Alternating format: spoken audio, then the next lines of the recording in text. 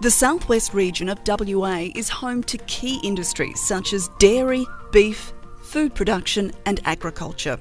In all, 864,000 hectares of land is being utilised.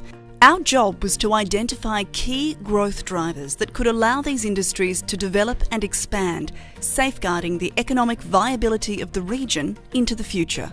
Critical to the growth of local horticulture, agriculture, industry and even residential development is efficient access to water. We have enough water, like for example in Wellington Dam, but we're not able to access it easily and cheaply.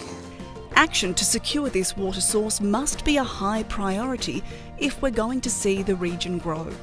There are plans to produce potable water and water for irrigation. We divert the water from the Collie River East Branch, which is the saltiest water that comes from the Collie River catchment, and we desalinate that and put that into the Harris Dam. Over a number of years, the plan will lead to reduced salinity in the dam, which could then enable water for irrigation to be harvested and used in agriculture, horticulture and industry. I think we're going to see some great things happen within the beef industry over the next 10 to 15 years at least. Our local beef industry is set to boom. Another growth driver which was identified by the group was premium agriculture and food production. Just one example of how the demand for these premium products is growing is Angus beef, produced here in Dardanup. The amount of people in the world that can afford good proteins is growing all the time. Look what's happening in China, and then we've got Vietnam to come on board, we've got Cambodia.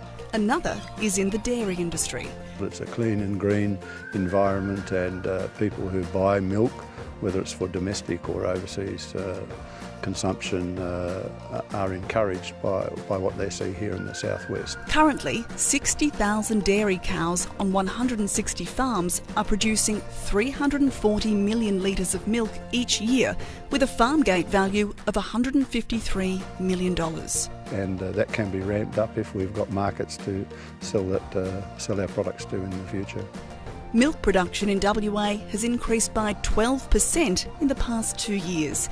The estimated multiplier benefit for local communities is another $122 million. It's clear the dairy industry can drive growth for the region.